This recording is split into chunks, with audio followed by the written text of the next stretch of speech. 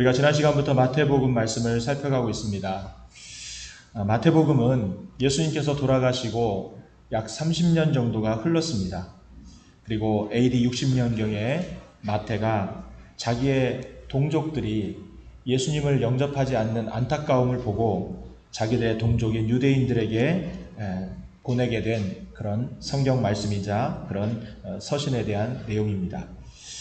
왜 이 마태복음을 썼을까? 거기에 대한 핵심적인 내용은 우리의 부모 세대였던 아버지, 어머니가 그 십자가에 매달아 피 흘려 죽게 만들었던 그 예수가 바로 우리 유대인들 또 우리 민족의 구원자로 오셨던 분이었고, 또 그토록 구약성경에서 우리가 인용하고 있던 선지자들이 이 땅에 다시 오겠다고 약속해 주셨던 그 예언된 그 메시아가 바로 그분이셨다라고 하는 것을 이 사람들에게 알려주기 위해서 이 마태복음을 쓰게 되었습니다. 예수님이 우리의 구원자이고 예수님이 우리의 메시아로 오셨다라고 하는 것을 알려주기 위해서 이 마태복음을 쓰게 된 것입니다. 마태가 마태복음을 시작하면서 그 예수님은 아브라함의 자손으로 왔고 다윗의 자손으로 왔다라고 하는 것을 강조합니다. 이스라엘 백성들에게는 아브라함과 다윗은 그들에게 있어서 가장 중요한 조상이고 가장 닮고 싶은 사람이고 또 어디에 가서나 자랑하고 싶은 인물이 아브라함과 다윗인데, 바로 그 예수님이 아브라함과 다윗의 자손으로 오셨다라고 하는 것을 이야기를 하는 것을 보게 됩니다. 우리가 지난 시간에 우리가 예수님 안에 살아갈 때에 하나님께서는 우리에게 아브라함의 축복을 또 우리에게 흘려보낼 수 있는 그 흘려보냄에 대한 축복을 흘려보낼 수 있도록 복의 통로로서 우리를 축복해 주신다라는 말씀을 살폈습니다. 또 우리가 예수님 안에서 예수 그리스도를 영접하고 주님을 내 안에 모시고 살아갈 때에 다윗의 축복인 하나님의 통치와 다스림이 회복된다라고 하는 것을 우리가 살폈습니다. 우리의 모든 사회와 모든 삶의 자리는 다 다스림의 문제 때문에 생깁니다. 인간은 인간의 다스림 속에 만족할 수 있는 사람이 한 사람도 없습니다. 아무리 좋은 사람을 세워놔도 그 사람의 다스림은 한계가 있고 그 사람의 다스림은 부족함이 생길 수밖에 없기 때문에 사람들은 또 불만을 얘기하고 바꾸겠다고 말하고 또 다른 이야기들을 계속해서 할 수밖에 없는 것입니다. 하지만 우리의 삶에 주님이 찾아오셔서 저와 여러분을 우리 주님께서 다스려가기 시작하면서 우리가 살고 있는 삶의 지경은 하나님의 나라로 변화되고 천국으로 변화되고 하나님께서 기뻐하시는 영역으로 회복되어 간다는 것을 믿고 저와 여러분이 우리 왕 되신 주님의 다스림을 받으며 살아가는 저와 여러분 되기를 주님의 이름으로 축복합니다. 오늘은 예수님의 탄생의 과정을 우리들에게 말씀해 주고 있습니다. 보통 성탄절에 우리가 많이 듣는 말씀이지만 좀 다른 각도에서 한번 오늘 이 말씀을 한번 보도록 하겠습니다. 오늘 1장에서 제일로 중요한 핵심적인 말씀은 18절의 말씀입니다. 우리 18절의 말씀을 같이 한번 읽겠습니다. 시작. 예수 그리스도의 나타나심은 이러합니다. 그의 어머니 마리아가 요셉과 약혼하고 동거하기 전에 성령으로 잉태된 것이 나타났더니, 예수님께서 마리아라고 하는 여자의 몸을 통해서 오셨다라고 하는 것을 얘기하는데, 그 다음에 뭐라고 얘기하냐면 성령으로 잉태되었다라고 얘기합니다. 성령으로 나셨다, 성령으로 잉태되었다 이렇게 얘기합니다. 예수님이 요셉의 씨로 오신 게 아니라 성령으로 오셨다라고 하는 것을 우리에게 분명히 얘기하고 있다는 거예요. 우리 예수님은요, 죄가 없으신 분입니다. 우리 예수님은요, 하나님의 씨이신 성령을 받아서 죄가 없는 모습으로 이 땅에 오셨다는 것을 성경이 우리에게 분명히 말씀하고 있다는 거예요. 그래서 이 마태복음 앞부분을 자세히 좀 꼼꼼하게 이렇게 보다 보면요, 이 요셉에 대해서 아버지라는 말이 한 번도 나오지 않습니다. 요셉에 대해서는 항상 요셉 그리고 아기 그리고 그의 어머니라고 이렇게 표현을 하긴 합니다. 그의 아버지라는 말도 나와 있지 않고 요셉을 아버지로 표현한 적도 단 한 번도 없어요. 성경은 요셉을 마치 양아버지처럼 양아버지의 모습으로 지금 마태가 또 공간복음에서 소개를 하고 있는 것을 보게 됩니다. 오늘 읽진 않았지만 뒤에 20절 말씀에 보게 되면 일어나 아기와 그의 어머니를 데리고 이스라엘 땅으로 가라. 아기의 목숨을 찾던 자들이 죽었느니라. 여기도 아기와 그의 어머니라고 말합니다. 22절, 22절에 보니까 그러나 21절, 20절이죠. 20절. 일어나 아기와 그의 어머니를 데리고 이스라엘 가라. 아기의 목숨을 찾던 자들이 죽었느니라. 보면은 아기와 그의 어머니 이렇게 표현을 하고 있는 것들을 보게 됩니다. 우리가 예수 그리스도를 영접하고 예수님께서 이 땅에 죄의 문제를 해결하기 위해 오셨다라고 하는 것은 죄 없으신 하나님의 씨이신 성령으로 말미암아 잉태하셨기 때문에 이 모든 죄를 사할 권세와 능력이 그 예수 그리스도 안에 있음을 저와 여러분이 꼭 잊지 않으시기를 주님의 이름으로 부탁을 드립니다. 주님의 이름으로 부탁을 드립니다. 아멘. 그리고 나서 이제 요셉과 마리아가 정혼하는 이 결혼에 대한 이야기를 쭉 얘기하고 소개하는 것들을 보게 됩니다. 두 사람이 같이 살지는 않았습니다. 두 사람이 살지 않았는데 마리아에게 애가 생긴 겁니다. 근데 당황했죠. 그리고 이 요셉이 이 상황을 듣고 난 다음에 이 아내될 마리아가 잘못하다가는 신명기에 나오는 이야기처럼 돌에 맞아 죽게 되는 상황이 벌어지게 된 겁니다.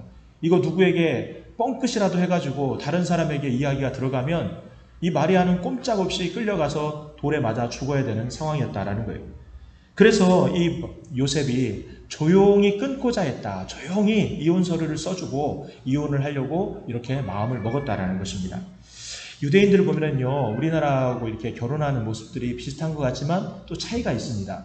옛날 성경에는 여기에는 오늘 18절에 이제 약혼이라고 얘기를 하지 않습니까? 요셉과 약혼하고 동거하기 전에 성령으로 잉태됐다 이렇게 말합니다. 이제 우리의 약혼하고 그 유대인들의 정혼하고는 좀 차이가 있는 것 같아요. 옛날 성경에는 정혼이라고 나왔었는데 비슷한 부분도 있고 좀 다른 부분도 있습니다.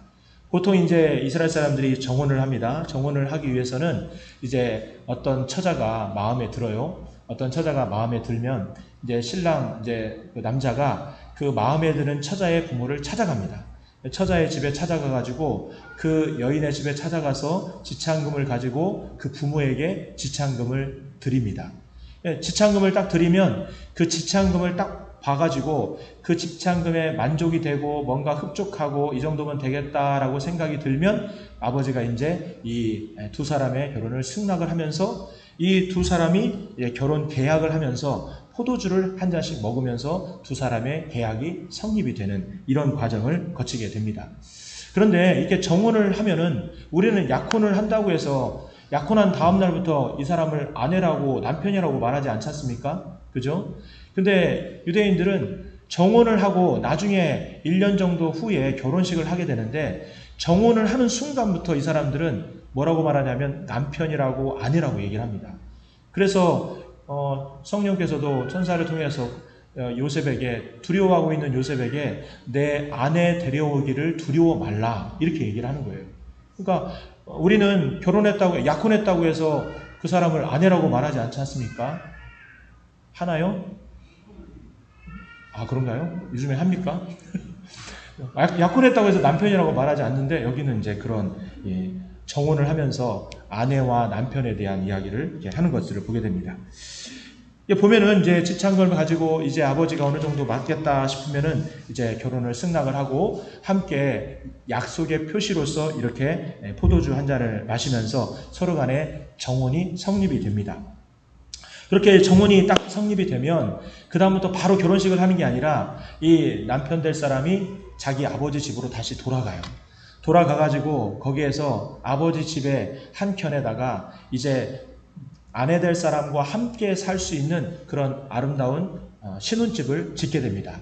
성경에서는 이것을 거할 처소라고, 거할 곳, 영어로 맨션이라고 얘기를 하는데 이렇게 아버지 집에다가 이렇게 집을 짓게 돼요. 집을 딱 지으면서 이제 신혼 생활을 할 수 있도록 신부가 와서 지낼 수 있도록 이제 거처를 마련하게 된다라는 거예요. 그리고 이제 결혼식을 그 남편의 집에서 치르기 때문에 아버지라든지 주변 모든 종들은 이제 결혼식 날을 준비하면서 음식도 준비하고 그릇도 준비하고 또 많은 사람들을 초대해서 초대장을 보내면서 사람들이 올 수 있도록 이렇게 한다라는 거예요. 그리고 언제인지는 모르지만 시간이 지나면서 1년이 가까이 오는 어느 시점에 밤에 이 신랑이 자기의 동료들과 또 들러리들을 데리고 전부 다 신부 집으로 가게 됩니다. 밤에 조용히 가요. 그리고 나서 조용히 가면서 앞에 한 전령을 보내는데 신랑이 온다라고 하는 소리를 지르고 소리를 내면서 먼저 사람들에게 전령을 보내서 신부에게 이 소식을 알려드리게 됩니다. 그러면 이제 신부가 1년 동안 오매불망 기다리면서 신부의 옷도 준비하고 또 자신을 정결하게 준비하고 또 신랑 오는 것을 고대하면서 기다리고 있다가 그 소식을 딱 듣고 그 소리를 듣고 신부와 모든 신부의 동료들과 들러리들이 함께 일어나서 신랑을 맞으러 나가게 된다는 거예요. 그러면 이제 신랑이 신부를 데리고 준비해 놓았던 자기의 신혼집으로 아버지 집으로 데리고 가서 거기 신혼방에 이제 들어가게 되는데 이제 저녁이지 않습니까? 지금 저녁에 이 결혼의 그런 과정이 이루어지는데 이 신혼방에 들어가서 거기서 첫날 밤을 보내게 되고 그 다음날 신랑이 나와서 하객들이 초대되어 있는 그 가운데에 일주일 동안 이 결혼 축하연을 하게 됩니다. 그래서 유대인들은 일주일 동안 이 결혼 축하 피로연을 하게 돼요. 그래서 일주일 동안 거기서 먹고 즐기고 신랑 돌아다니면서 이렇게 인사도 하고 감사 인사도 표현하고 와주셔서 감사합니다 이렇게 인사도 하면서 결혼식을 하다가 이제 7일째가 되고 일주일이 딱 지나고 난 다음날 일주일이 딱 지나고 나고 이제 모든 피로연이 마무리되는 시점에 이 신랑이 신혼방에 있는 신부를 데리고 베일을 벗기고 신부의 얼굴을 다 보인 다음에 그 다음에 사람들 앞에 이제는 정식으로 우리가 이렇게 결혼하게 됐습니다. 우리가 이렇게 부부가 되었습니다. 라고 하는 것을 사람들에게 인사하면서 또 사람들을 만나면서 사람들에게 얼굴을 보여서 다 이야기를 하고 알려주는 이런 과정이 유대인들의 어떤 결혼의 그런 과정이다라는 겁니다. 그런데 성경에 보면은 이런 결혼에 대한 이야기가 굉장히 많이 나와요.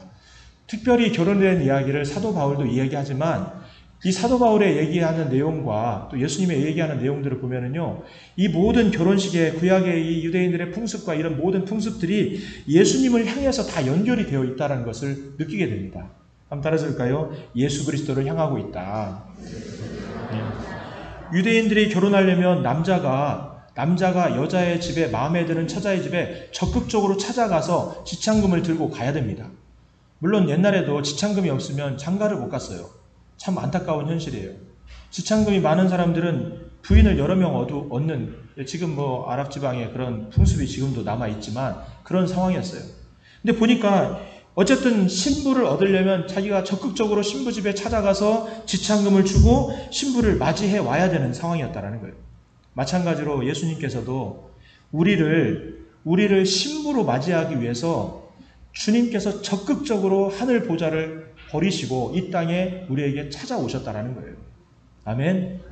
주님께서 주도적으로 찾아오셔서 우리를 신부 삼아서 우리와 함께 정혼하고 우리와 함께 결혼하시고자 우리를 직접적으로 찾아오셨는데 그냥 오신 게 아니라 지참금을 들고 오셨다는 거예요. 그 지참금이 뭘까요? 우리를 위해 흘리신 그리스도의 보혈의 피라는 거예요. 한번 따라서 볼까요? 예수님의 피. 그래서 나중에 제자들과 함께 마지막 만찬을 하면서 이것은 내 피니 내가 너희로 세우는 새 언약이다라고 얘기합니다. 이 피라고 하는 의미가 너희가 이제는 나와 너희가 이제는 정혼한 사이다. 내가 신랑이고 너희들이 신부로서 이제는 우리가 정혼하고 이제는 결혼을 앞둔 그런 사람이기 때문에 내가 오는 날까지 나를 맞이하는 결혼의 그날까지 이 새 언약에 대한 이 날을 또 이 약속을 잊지 말고 기억하면서 계속해서 이것을 너희들의 마음에 기억하고 살아야 된다라고 하는 것을 주님께서 성만찬을 통해서 우리에게 말씀해 주셨다는 거예요. 그러니까 성만찬의 의미가 우리가 우리의 죄를 주님의 보혈의 피로 씻는다고 하는 중요한 의미도 있지만 더불어 우리가 장차 주님의 신부로서 준비되어가는 과정에 있다라고 하는 것을 떠올리는 시간이라는 거예요. 아멘.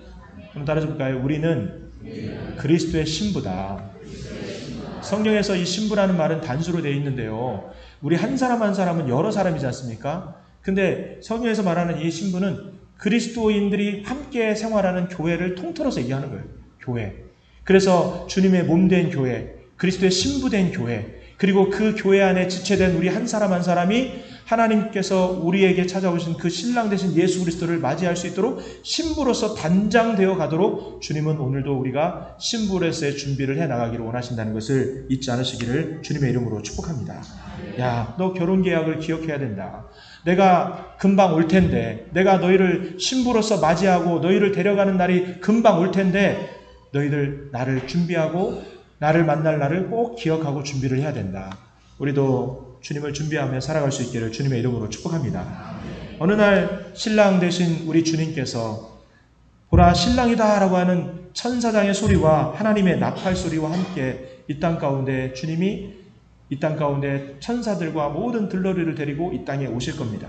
그리고 예수 안에 살아갔던 모든 사람들, 그리고 주님을 영접하고 예수 그리스도의 족보 안에 들어있던 모든 주님의 자녀들과 그리스도 안에 살았던 모든 사람들을 주님께서 건져내시고 그들을 공중으로 들림받게 하시고 그들을 하늘나라의 어린 양의 혼인잔치에 참여하여서 그 혼인잔치에서 함께 만찬을 누릴 수 있도록 하나님께서는 우리를 위해서 그날을 준비하고 우리를 위한 거처, 우리를 위한 그 천국, 계시록 22장에서 얘기하는 새 예루살렘이라고 하는 우리로 말하는 천국을 지금 하나님 나라의 아버지 집에 우리를 위해서 지금 거처를 준비하고 계신다는 사실을 저와 여러분이 꼭 잊지 않으시기를 주님의 이름으로 축복합니다.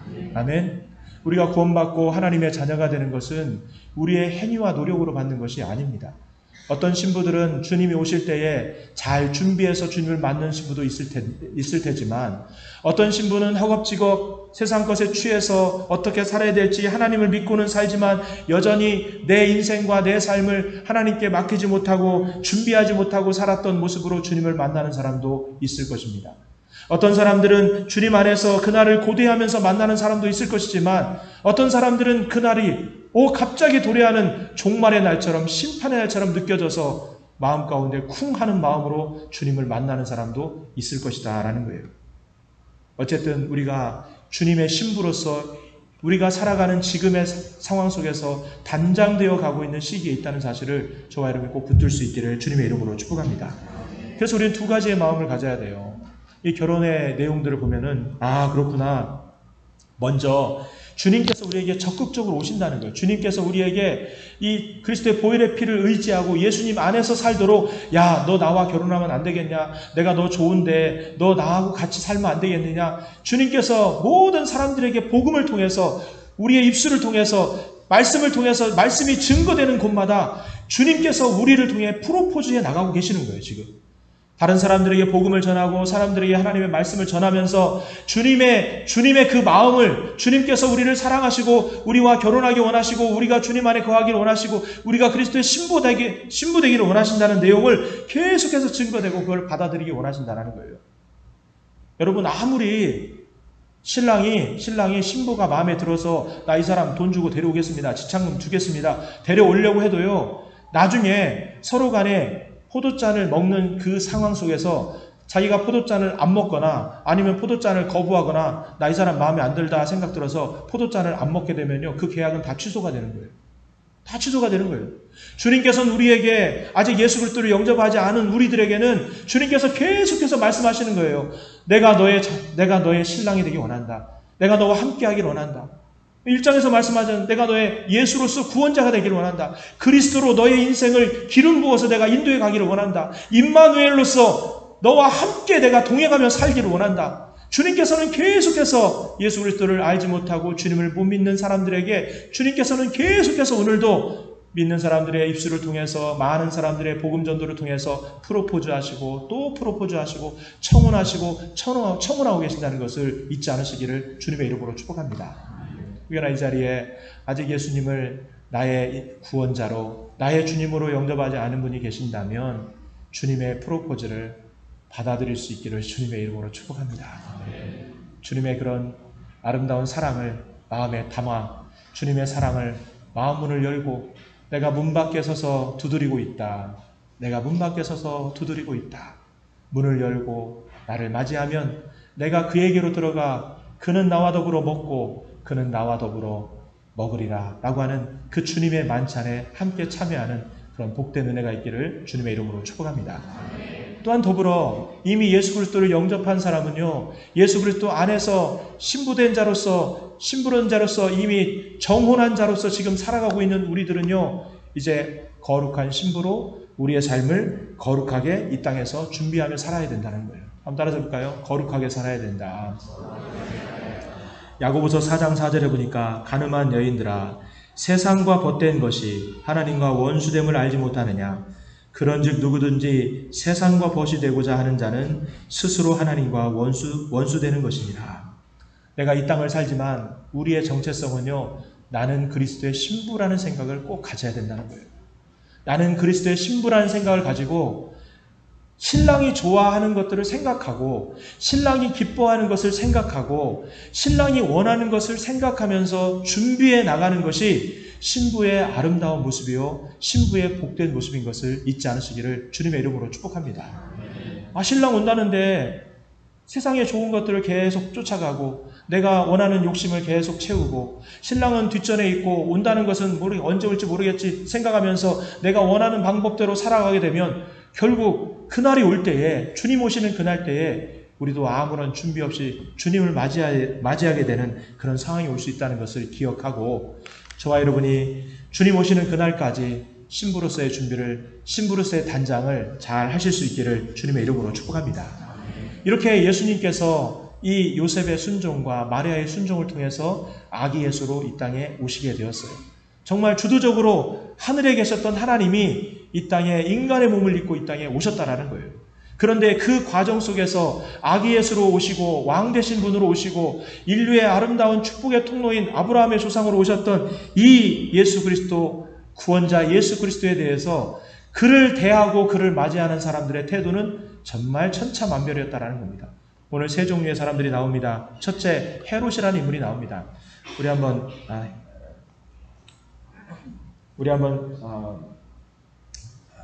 3절부터 6절까지 말씀을 한번 읽어보겠습니다. 2장 3절부터 6절 읽겠습니다. 시작.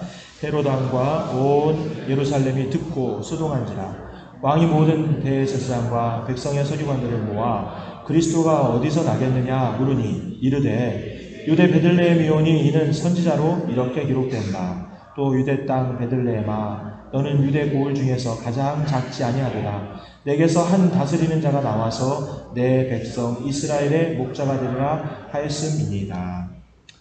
헤롯이라고 하는 인물은요, 예수님이 어렸을 때 헤롯하고 또 예수님이 이제 공생의 사역을 할 때하고 헤롯은 성경에 똑같은 헤롯도 나오지만 다른 헤롯입니다. 지금 여기에 나오는 예수님이 어렸을 때 아기 예수로 태어났을 때 헤롯은 헤롯 대왕입니다. 헤롯의 헤롯 가문의 그런 수장이에요. 그러나서 이제 갈릴리 사역을 하실 때는 그 아들이었던 헤롯 안디바스라고 하는 아들이 그 지역을 분봉왕으로 다스릴 때, 도지사처럼 다스릴 때 그 예수님의 사역적인 부분에 있어서 부딪힘이 있었던 그런 헤롯입니다. 이 헤롯이라는 인물은요, 참 보면은 표리부동한 사람입니다. 겉으로는 별이 왕으로 오신다, 왕으로 이 땅에 오신다는, 한 사람이 왕으로 오신다. 그리고 어찌 보면은 야곱의 자리에서 별이 이 땅에 온다라는 얘기를 듣고 보니까 왕이 이 땅에 온다는 얘기를 듣고 굉장히 당황을 합니다. 그리고 아니, 내가 왕인데 왕이 이 땅에 온다고?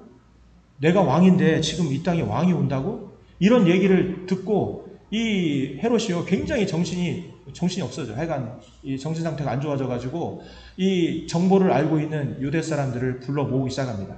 그래서 성경에 대해서 잘 알고 예언에 대해서 잘 알고 있는 대제사장과 그리고 서기관들을 불러서 그 왕으로 오신 예수가 어디에서 태어나겠느냐라고 하는 것을 물어보니까 오늘 5절과 6절의 말씀처럼 유대 베들레헴에서 납니다. 그리고 이 내용은 선지자의 기록처럼 미가서 5장 2절에 예언되어 있는 내용처럼 그 베들레헴아, 너는 유대 고을 중에 가장 작지 아니하다라고 하는 이 예언의 말씀이 이루어지는 것입니다. 이렇게 설명을 자세히 해주는 것들을 보게 됩니다.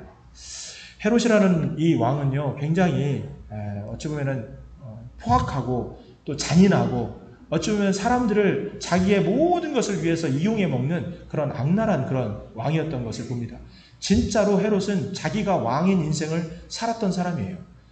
다른 어떤 것도 자기에게 불리한 상황, 어떤 이야기를 들어도 어떤 내용을 보건 어떤 내용을 듣건 어떤 소식을 듣건 좋은 소식이든 나쁜 소식이든 그 헤롯은 그 얘기를 들으면 그것을 자기의 이익과 자기의 욕심을 채우는 것으로 바꿔서 다 이야기하는 사람이 헤롯이었습니다.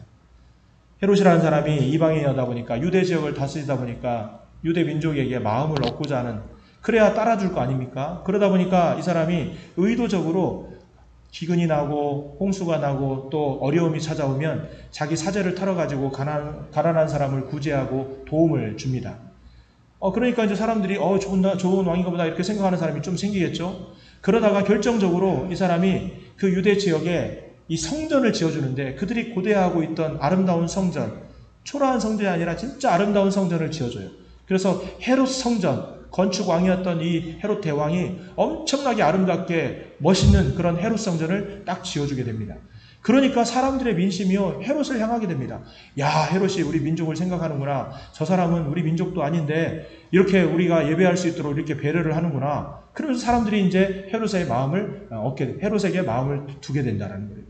거기다가 이 헤롯이 얼마나 집요한지, 내가 정통 유대인이 아니기 때문에 유대인 아내를 하나 더 얻어야 되겠다. 안 그래도 아내가 10명이나 있는데 그 중에 유대인 아내를 하나 얻어야 되겠다 생각하고, 유대인 가문 중에서도 지금 우리로 말하면 독립운동했던 가문, 하스모니안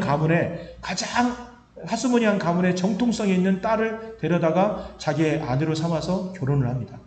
그러니까 이 헤롯은요, 모든 수단과 방법을 다 동원해서 자기 자리를 지키고 왕의 자리를 지키고 사람들의 마음을 얻어서 오랫동안 왕을 해야 되겠다는 마음을 그의 마음 가운데 항상 갖고 있었다라는 거예요. 그리고 듣는 모든 소식이 겉으로는 얘기해요. 선지자들과 제사장 불러가지고 나중에 또 동방박사 불러가지고 얘기하면서 그 별을 본 때가 언제냐 물어보고, 야 거기 어디서 태어났느냐 물어보고, 왜 물어보냐 얘기하면서 내가 그분에게 경배하려고, 그분에게 가서 내가 찾아가서 인사드리려고 내가 그렇게 하고 있다, 이렇게 얘기를 하면서 뒤로는 뭐예요? 그 장소를 알고 그 시간을 알아서 결론적으로는 예수 그리스도를, 그 아기 예수로 태어난 왕 되신 예수 그리스도를 죽여야겠다는 마음을 먹고 있었다라는 거예요. 여러분, 우리도 살다 보면요, 정말 내가 왕인 인생을 살게 됩니다. 진짜 우리 하나님 안 믿으면요, 내가 세상의 왕으로 살게 돼요. 한번 따라서 볼까요? 하나님 없는 사람은 내가 왕이다. 왕이라는 건 뭐예요? 내가 결정한 대로 사는 거예요. 내가 생각한 대로 살고 내가 마음먹은 대로 사는 거예요. 그게 좋은 방향이든 그렇지 않은 방향이든 상관없습니다. 주님께서는 우리에게 너의 왕이 누구냐 이것을 물어보시는 거예요. 계속. 너의 왕이 너냐 아니면 나냐? 너를 다스리는 사람이 너냐 아니면 나냐? 주님께서 계속해서 우리들에게 계속해서 물어보시고 확인하시는 부분이라는 것을 잊지 않으시기를 주님의 이름으로 축복합니다. 아멘. 헤롯이 얼마나 이 사람이 악랄했냐면, 나중에 지금 이 때가요, 예수님 이 아기 예수가 태어날 이 때가 헤롯 나이가 약 거의 70세가 되는 나이입니다. 지금도 70세면 나이가 굉장히 많은 나이인데, AD 3년에 기원 후 3년에 아기 예수가 2년 3년 이때에 70세의 나이를 산다는 건요, 엄청나게 좋은 거 많이 먹고 엄청나게 운동도 많이 하고 자기 관리 잘하고, 그러면서 자기 나름대로에는 오래 살려고 발버둥을 치지 않으면 70세까지 살 수가 없어요. 그러면 이제 좀 죽을 때가 가까이 왔으니까 좀 정신 차리고, 그분이 어떤 분인가 궁금하다, 한번 찾아가서 만나봐야 되겠다. 그분이 왕이라고? 그래? 그러면 그분에게 축하금이라도 좀 보내야 되겠다. 태어났는데 그분에게 생일 선물이라도 좀 보내야 되겠다. 이런 마음을 먹으면 되는데, 그런 게 아니라 그놈이 왕이라고? 그러면서 모든 정보를 듣고 모든 이야기를 들은 다음에 딱 한 가지만 생각해요. 내가 왕인데 네가 왕이야? 너 죽여버릴 거야. 그리고 죽일 방도를 모색하는 거예요. 여러분, 자기가 왕인 인생은요, 하나님이 절대로 쓰지 않습니다. 자기가 왕으로 살아가는 사람은요, 하나님이 손잡고 일할 수가 없습니다. 내가 왕으로 사는 사람은요, 여전히 내가 결정하고 내가 판단하기 때문에 하나님 말씀을 듣지만 그 말씀이 우리 속에서 작동을 못하는 거예요. 하나님의 말씀을 내가 듣고 돌아가지만 새들이 와서 쪼아먹고요, 하나님 말씀이 들어오지만 뿌리를 내리지 못하고요, 하나님의 말씀이 들어오지만 내 세상적인 염려와 내 생각에 사로잡혀서 가시덤불 같은 여러 가지 고민 속에서 그 씨가 정상적으로 자라지를 못한다는 거예요. 하나님의 말씀이. 그렇기 때문에 우리가 살면서 그렇구나. 내가 왕으로 살면 결국은 주님의 대적자가 되는구나. 내가 왕으로 살면 결국은 내가 의도하든 그렇지 않든 주님을 대적하는 사람이 되는구나 라고 하는 것을 생각하고 우리가 항상 주님 앞에 나와서 나의 왕이신 하나님, 나의 왕이신 우리 주님을 우리가 찬양하면서 나의 주님이 주님이시고 나의 왕이 주님이시다라고 하는 고백을 가지고 살아갈 수 있기를 주님의 이름으로 축복합니다. 아멘. 한번 따라서 볼까요? 주님이 주인 되고 왕 되신 삶을 살자. 아멘. 옆에 보라 인사합시다. 우리 주님이 나의 왕이십니다. 두 번째로 아까도 읽었듯이 대제사장과 서기관들이 나옵니다. 제사장들, 서기관들이 나와요. 우리 4절 말씀만 한번 볼까요? 다시 한번 시작. 왕이 모든 대제사장과 백성의 서기관들을 모아 그리스도가 어디서 나겠느냐 물으니. 그 다음 읽어볼까요? 5절까지만. 이르되 유대 베들레헴이 오니 이는 선지자로 이렇게 기록된 바. 보면은 제사장과 서기관들이 헤롯 왕이 불러가지고 갔습니다. 가가지고 물어봐요. 그 왕이 어디서 나느냐 물어보니까 정말로 얼마나 정확하게 말씀을 기억하고 있는지 유대 베들레헴에서 메시아가 옵니다. 그 왕이 태어납니다. 이렇게 얘기하고 그것을 증명하듯이 미가서 5장 2절의 말씀을 줄줄줄 외우면서 얘기를 해요. 미가서 5장 2절의 말씀 6절을 인용하면서 또 유대 땅 베들레헴아 너는 유대 고을 중에서 가장 작지 아니하도다. 그러면서 베들레헴에서 메시아가 온다는 거예요. 베들레헴에서 왕이 난다는 것을 이야기하고 있다는 거예요. 보면은 이렇게 예수님이 어디서 오는지도 알고요. 예수님이 베들레헴 도시에서 온다는 것까지도 다 아는데 문제는 뭐냐면 제사장과 서기관들 중에 한 놈도 예수님 앞에 간 사람이 없어요. 알기는 아는데 한 사람도 예수님 찾아간 사람이 없어요. 한 사람도 예수님 앞에 경배한 사람이 없고요. 한 사람도 예수님 앞에 가서 무릎 꿇은 사람이 없었어요. 여러분 신앙생활을 우리가 합니다. 하나님 말씀을 듣고 하나님 말씀을 마음에 새겨요. 하지만 그것이 우리의 지식으로만 생기고 우리의 머리로만 남는다고 한다면요. 우리도 대제사장과 서기관과 똑같이 생각으로만 신앙생활하고 생각으로만 말하고 생각으로만 믿음생활하고 말로만 믿음생활하고 말로만 신앙생활하는 상황이 우리 가운데도 찾아올 수 있다는 것을 우리는 꼭 명심할 수 있기를 주님의 이름으로 축복합니다. 말씀 하나라도 내가 그 예배를 통해서 하나님께서 나에게 주신 그 말씀, 하나님께서 나에게 오늘 주신 그 말씀을 생각하고 그 말씀을 내 마음에 새기고 머리에 들어왔던 말씀을 내 마음으로 내리고 기도하면서 내 마음으로 내리고 그 말씀을 내 몸으로 순종하며 살아가고 몸으로 실천하며 살아가고 내 손과 발로 움직이면서 살아가는 것이 신앙생활의 아름다운 모습인 것을 저와 여러분이 꼭 명심할 수 있기를 주님의 이름으로 축복합니다. 디모데전서, 디모데후서에 보면 이런 말씀에 대한 경고들이 참 많이 나오는데 인간의 지식이라는 게 참 좋은 거죠. 하나님을 아는 지식이 얼마나 중요합니까? 하나님을 아는 지식이 있어야 방향을 잡을 수가 있어요. 아, 이렇게 믿어야 되겠구나. 하나님이 이런 걸 좋아하시는구나. 하나님의 뜻이 이런 것이구나. 알아야 돼요. 알아야 되는데 아는 것으로만 끝나면 안 된다는 거예요. 디모데전서 6장 5절에 보니까 마지막 때가 될수록 사람들의 형편을 얘기하는데 마음이 부패하여지고 진리를 잃어버려 경건을 이익의 방도로 생각하는 사람들이 많아진다는 거예요. 경건, 하나님의 말씀, 또 우리가 생각하는 경건의 많은 것들을 자기의 이익의 생각으로 자기의 이익의 도구로 생각하고 그것을 이용하지 자기가 진짜로 하나님 앞에 경배해야 되고 예배해야 되고 하나님을 찬양하는 자리에는 안 간다는 거예요. 거기다가 디모데후서 4장 3절과 4절에도 얘기합니다. 때가 이르리니 사람이 바른 교훈을 받지 아니하며 귀가 가리워서 자기의 사욕을 따를 스승을 많이 두고 또 그 귀를 진리에서 돌이켜 허탄한 이야기를 따르리라.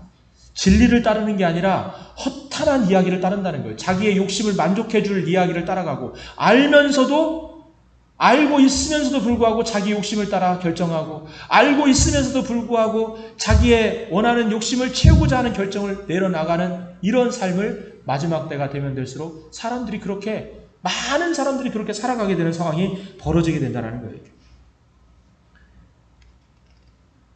여러분, 우리가 신앙생활 하면서 우리의 신앙이 머리에만 머물지 않고 손과 발로 움직여가기를 주님의 이름으로 축복합니다. 코로나 이후에 코로나를 통해서 우리는 정말로 악한 마귀에게 올무로 묶임을 당했어요. 그래서 예배도 온라인으로 드리고 봉사도 섬김도 사람들 만남도 없어지다 보니까요, 모든 몸이 지금 저와 여러분의 몸이 굳어졌습니다. 굳어져 있어요. 몸을 풀어야 돼요. 몸을 풀기 위해서는요, 말씀을 몸으로 움직여서 실천해야 됩니다. 올해 그래서 영적인 습관을 회복하자는 거예요. 영적인 습관. 습관이라고 하는 것은 몸을 움직여서 내가 그 자리에, 그 상황에 그냥 자연스럽게 움직여가는 걸 얘기하는 거예요. 기도를 습관화하고 예배를 습관화하고 봉사를 습관화하면서 주님의 손과 발이 되어서 우리가 움직여 나가는 삶을 살아가는 것이 실천 있는 신앙이고, 우리의 머리가 아니라 우리의 삶을 통한 아름다운 실천의 모습인 것을 잊지 않으시기를 주님의 이름으로 축복합니다. 입이 아닙니다. 몸으로. 말이 아닙니다. 몸으로. 생각이 아닙니다. 몸으로. 우리의 신앙이 하나님 앞에 순종되어져 가기를 주님의 이름으로 축복합니다. 아멘. 마지막으로 우리들에게 가장 아름다운 모습을, 우리에게 본받아야 될 모습을 동방박사들을 통해서 우리에게 보여줍니다. 우리 1절과 2절 말씀을 한번 보겠습니다. 시작. 헤로드 왕 때에 예수께서 유대 베들레헴에서 나심에 동방으로부터 박사들이 예루살렘에 이르러 말하되, 유대인의 왕으로 나신 이가 어디 계시냐? 우리가 동방에서 그의 별을 보고 그에게 경배하러 왔노라. 그에게 뭐하러 왔다고요? 경배하러 왔노라. 예배하러 왔노라. 이렇게 얘기합니다. 여러분, 동방에 있는 박사들, 동방박사라고 했지만 여기 밑에 박사라는 말 밑에 설명 나오는 관주를 보면은 점성가들이라고 표시가 되어 있습니다. 옛날에 박사들은 지금의 박사 이런 의미가 아니고 별을 연구하고 또 별을 전체를 연구하는 사람을 대부분 이제 박사다 이렇게 표현을 했어요. 성경은 지혜자다 이렇게 표현을 하고 있어요. 보면은 이 동방에서 먼 거리에서 이 다윗의 별, 어찌 보면은 보니 야곱의 지파에서 한 별이 일어날 것이다, 한 별이 나타날 것이다라고 하는 이 말씀을 읽었던 사람이 이 별을 연구했던 사람 중에 있었다라는 거예요. 그리고 그 별을 연구했던 사람 중에서 하나님의 말씀을 붙들고 끝까지 연구하다가 그 별을 마침내 찾고 발견해서 그 별을 따라온 사람들이 누구였냐면 동방의 박사들이었어요. 이스라엘 백성들이 바벨론 포로에 끌려가서 거기서 성전 없이 예배를 드리다가 하나님 말씀을 많이 보게 됐습니다. 성전이 없으니 이제는 말씀의 신앙으로 그들이 움직여가게 됐어요. 어떤 제의와 어떤 행위적인 것보다는 하나님의 말씀에 사로잡혀서 말씀 중심의 신앙생활을 하게 됐어요. 그리고 많은 사람들이 돌아오게 됐는데 90% 이상은, 95%는 사실 바벨론 땅에 남아 있었습니다. 남아 있었던 사람들 중에서 여전히 하나님의 말씀을 경건하게 받고 믿는 사람들도 있었던 거예요. 그들 중에서 특별히 점성가처럼 별을 연구하는 사람도 있었고 하나님의 말씀을 연구하는 사람이 있었는데, 그 중에 특별히 별을 연구하는 사람 중에 하나님의 말씀을 함께 연구하는 사람이 있었는데, 그 사람들이 유대로부터 또 야곱의 지파에서부터 한 별이 나타날 것이다 라고 하는 민수기의 이 한 말씀을 읽게 된 거예요. 민수기 24장 17절에 보게 되면 이 내용 가운데 이런 내용이 나옵니다. 야곱의 지파에서 한 별이 나타날 것이다. 여러분 보세요. 이 사람은요, 이 한 구절, 민수기 24장 17절 한 구절 말씀을 평생 동안 그 말씀을 앞에다 써놓고 붙여놓고 마음에 새기면서 그 말씀을 믿고 뭘 연구했어요? 야곱의 지파에서 한 별이 나타날 것이다. 이스라엘에서 한 별이 나타날 것이다. 이스라엘에서 메시아가 오실 것이다. 이스라엘에서 하나님이 준비하신 메시아를 이스라엘 가운데 하나님이 보내주실 것이다. 이 말씀을요, 그 하나의 말씀을 붙들고 평생 동안 연구하고 평생 동안 여기에 관심을 가지고 여기에 모든 인생을 다 바쳤던 사람이에요. 거기다가 이 사람들이 오는 길이 쉽습니까? 거리가 한 1000km 정도 되는 거리를요, 이 동방의 박사들이 옵니다. 뭘 보고 와요? 내비게이션 보고 오겠죠? 뭘 보고 오겠어요? 별을 보고 오는 거예요. 별을 보고. 별은 언제 떠요? 밤에 뜨죠. 밤에. 동방의 박사들은요, 낮에는 자고 밤에 별을 보면서, 그 별을 보면서 움직이면서 온 거예요. 밤에는 별만 있습니까? 손님들도 있죠. 밤손님. 온갖 도적대들. 그래서 이 지역에 알리바바와 40인의 도적대들을 배경으로 한 지역이 여기 아닙니까? 광야를 지날 때마다 도적대들이 나타나가지고 사람들을 금품을 훔치고 사람들을 약탈하고 모든 도적대들이 엄청 많았던 지역이 이쪽 팔레스틴 지역이에요. 그러다 보니까 이 동방의 박사들이 예수님 그 별을 쫓아서 별을 따라서 온다는 건요, 자기 목숨을 걸고 생명을 담보로 해서 1000km나 되는 엄청난 거리를 걸어서 와야 되고 낙타를 타고 와야 되고 쫓아와야 되는 그런 상황이 됐던 거예요. 그렇게 먼 거리를 목숨을 걸고 쫓아와서 베들레헴이라는 곳에 그 별이 멈춰서는 걸 보면서, 그리고 그 베들레헴 도시에서 아기 예수의 집에 찾아가서 거기서 황금과 유향과 몰약을 드리면서 경배를 합니다. 누가복음하고 마태복음하고는 좀 시기가 달라요.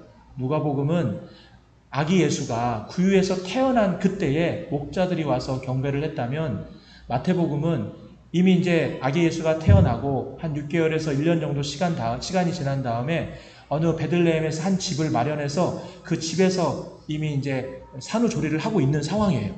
산후조리를 하고 있는 상황 가운데에 지금 동방의 박사들이 그 집으로 찾아왔다고 성경에서 얘기해요. 집으로 찾아왔다고.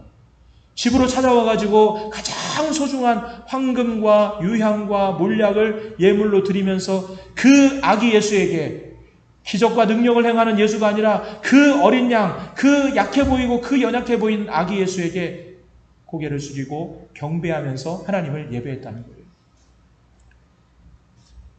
여러분, 우리가 이 땅을 살아가면서 그리스도의 신부로서 우리가 준비해 나가는 과정 속에 제일로 중요한 과정이 뭐냐면, 하나님을 경배하고 하나님을 예배하는 삶을 살아가는 것이 신부로서의 아름다운 단장을 해나가는 중요한 모습이라는 것을 잊지 않으시기를 주님의 이름으로 축복합니다. 주님의 이름으로 축복합니다. 보세요. 이스라엘 백성들이 구원을 받았어요. 출애굽을 해서 구원받고 난 다음에 그 다음에 하나님이 그들을 광야길을 통해서 시내산이라는 중요한 산으로 그들을 인도했습니다. 시내산에 가서 그들에게 하나님이 두 가지를 주셨어요. 첫째는 율법을, 우리로 말하면 이제 십계명을 주셨죠. 십계명과 613가지의 말씀을 주셨어요. 그리고 그들에게 성막을 보여주셨어요. 성막을 지으라고 하는 이 계시를 하나님께서 모세에게 그 식양대로 지으라고 보여주셨습니다. 무슨 말이냐면, 하나님께서 이스라엘 백성들을 구원받게 하신 다음부터는요, 그 다음에는 어떻게 하느냐, 성막에서 공적인 예배를 드리도록 만드시고 613가지와 십계명의 말씀을 통해서 삶에서 사적인 삶의 예배를 함께 드리도록 예배를 이스라엘 백성들에게 가르쳐 주신 거예요. 야, 너희들이 성막에서 예배하고 너희들이 삶에 돌아가서는 이 말씀대로 살아야 된다라고 하는 것을, 말씀으로 사는 것이 예배다라는 것을 하나님께서 시내산에서 이스라엘 백성들에게 알려주신 거예요. 마찬가지로 우리도 마찬가지예요. 우리가 하나님의 백성으로서 구원받고 난 다음에, 내가 어떻게 신부로 단장을 해야 되지? 내가 어떻게 신부로 살아야 될까? 내가 마음을 조급하게 먹는 게 되는 게 아니라, 우리가 하나님 앞에 나와 예배를 드리면서 예배 가운데 하나님이 기뻐하시는 예배를 드리면서 우리의 신부된 단장이 이루어지게 된다는 거예요.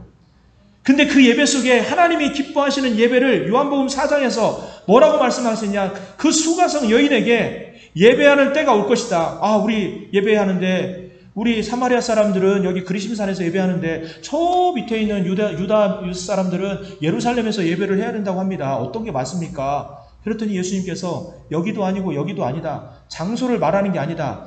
진정으로 예배할 때가 오고 하나님을 예배할 때가 오고 하나님이 기뻐하시는 예배를 드리는 것은 영과 진리로 예배할 때, 영과 진리로 예배해야 할 때가 온다라고 하는 것을 이야기하는 거예요.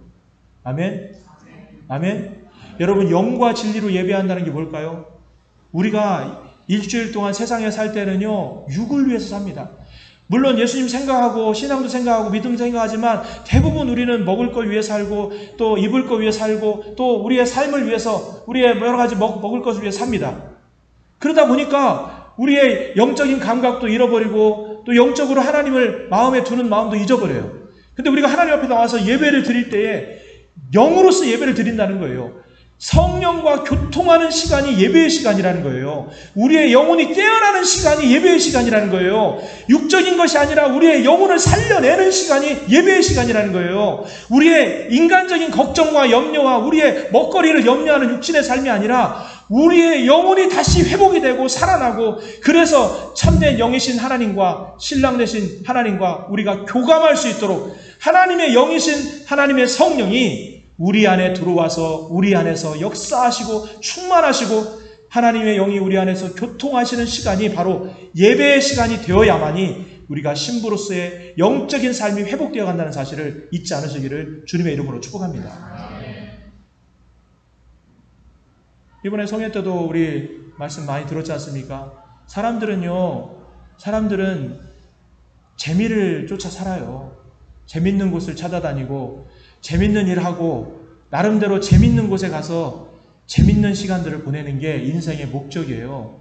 그런데 그리스도의 신부들은, 하나님의 자녀들은요, 재미로 만족이 되어지는 게 아니에요. 내가 아무리 세상에서 맛있는 거 먹고 아무리 좋은 호텔에서 자고 아무리 좋은 곳에 비행기 타고 여행 가서 며칠 몇 박을 재미있게 보내도요, 우리 하나님의 자녀들은요, 그것으로 만족이 오는 게 아니라 우리 안에 하나님의 영이신 영의 교통하심인 은혜가 임하고 하나님의 영이 우리 가운데 임재해야만이 참된 만족과 기쁨이 우리 가운데 살아나게 된다는 사실을 잊지 않으시기를 주님의 이름으로 축복합니다. 오늘 말씀을 보세요. 오늘 9절부터 11절에 보니까 특별히 오늘 이제 10절 말씀에 보니까 10절 말씀 한번 볼까요? 시작. 그들이 별을 보고 매우 크게 기뻐하고 기뻐하더라. 진짜로 하나님을 사랑하는 마음으로 먼 거리를 달려오고 자신의 소중한 것을 하나님 앞에 드리면서 그 하나님 앞에 예배 드리겠다는, 하나님 앞에 정성을 다해서 예배 드리겠다는 그 마음으로 달려와서 예배를 드렸더니 하나님께서 그 백성들에게 뭘 했어요? 그 사람들에게 기쁨을 선물해 주셨다는 거예요. 기쁨을. 여러분, 진짜로요, 내가 하나님 앞에 사모하는 마음으로, 진짜로 하나님 앞에 내 마음을 쏟아놓는 마음으로 하나님 앞에 정성을 다하고 내 마음을 다하고 하나님 앞에 내 심정을 다해서 예배를 드리면요, 그 다음에 반드시 하나님이 우리에게 주시는 게 뭐냐면 기쁨을 선물해 주십니다. 예배하는 자의 기쁨이 무엇인가를 하나님이 느끼게 해주시는 거예요. 아멘. 아멘.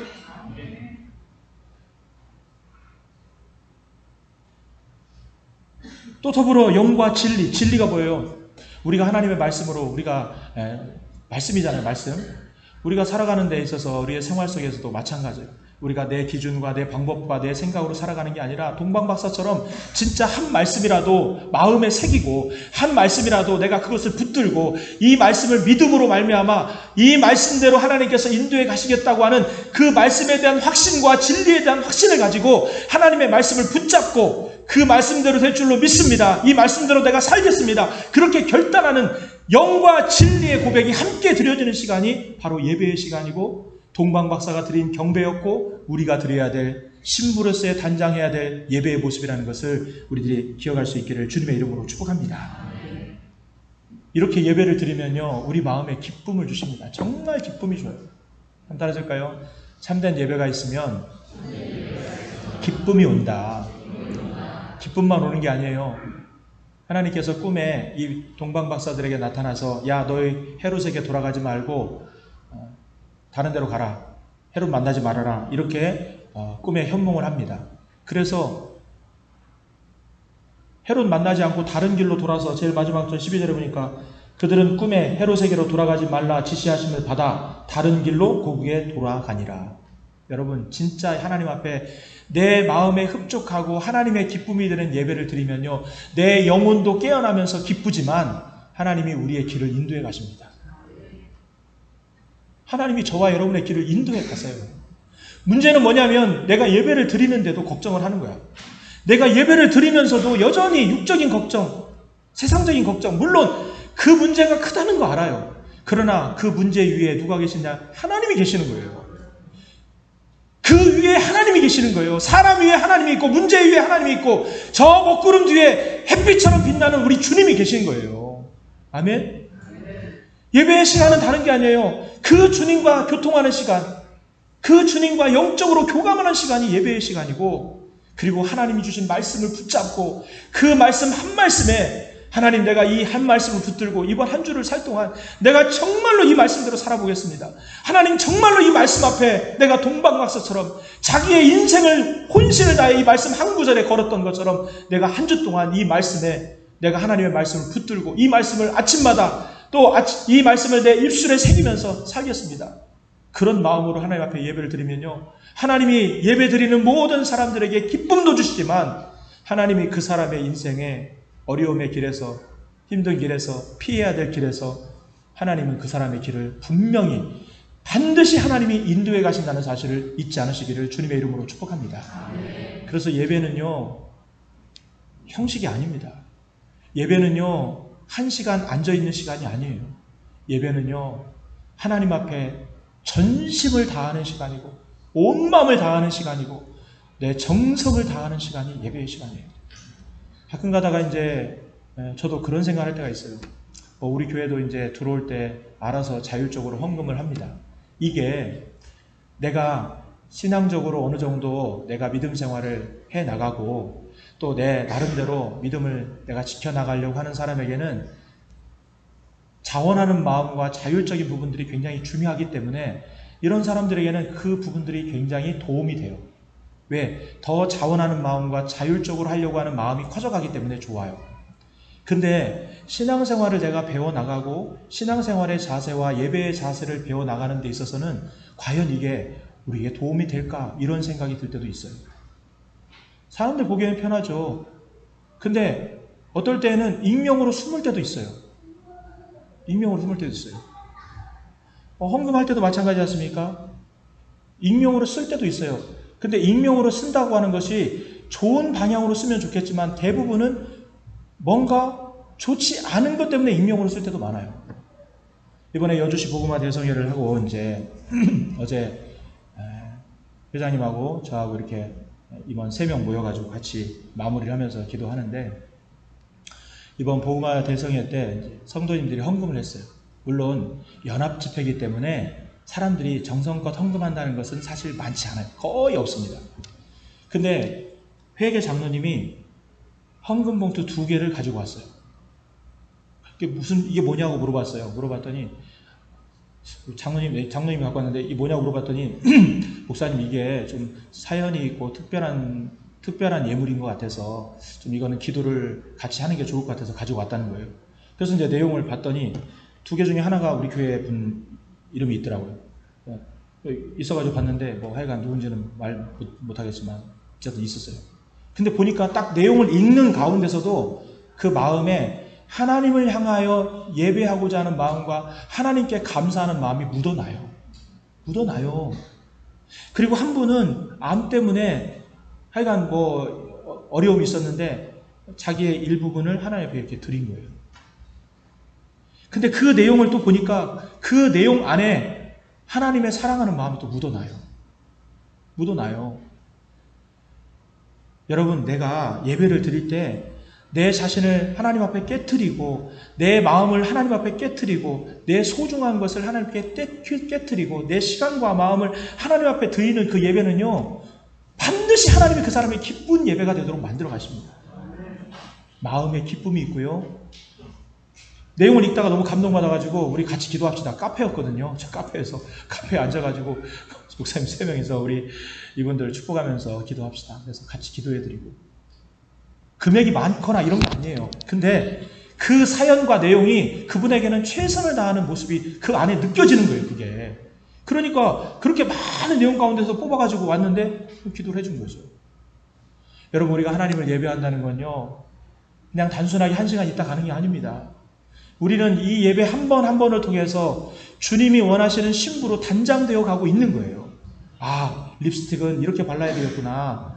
아, 화장은 이렇게 해야 되겠구나. 하나님이 기뻐하시는 단장은 이런 거구나. 아, 내가 하나님 앞에 나올 때에도 내가 옷도 좀, 아니면 내가 하나님 앞에 설 때에도 내가 하나님을 만나는 것처럼 좀 하나님 앞에 예배를 드려야 되겠구나. 이런 생각과 마음들이 예배를 통해서 하나씩 신부로서 단장되어 가는 과정 속에 우리가 예배를 드리게 된다는 거예요. 아멘. 여러분, 우리는 동방박사처럼 정말 그 먼 거리를 한 걸음에 달려와 자기의 인생과 자기의 소중함을 다 주님 앞에 드리면서 경배했던 그 동방박사의 아름다운 예배처럼 우리도 인생을 하나님 앞에 드리는 한 번 한 번의 그 예배가 하나님께 마음과 뜻과 그래서 영과 진리로 하나님을 예배하는 신부로서의 아름다운 단장을 준비해 나가는 저와 여러분 꼭 되시기를 주님의 이름으로 축복합니다. 주님의 이름으로 축복합니다. 옆에 분하고 인사합시다. 신부로 잘 단장합시다. 인사하겠습니다. 우리 함께 찬양하고 우리 기도하겠습니다.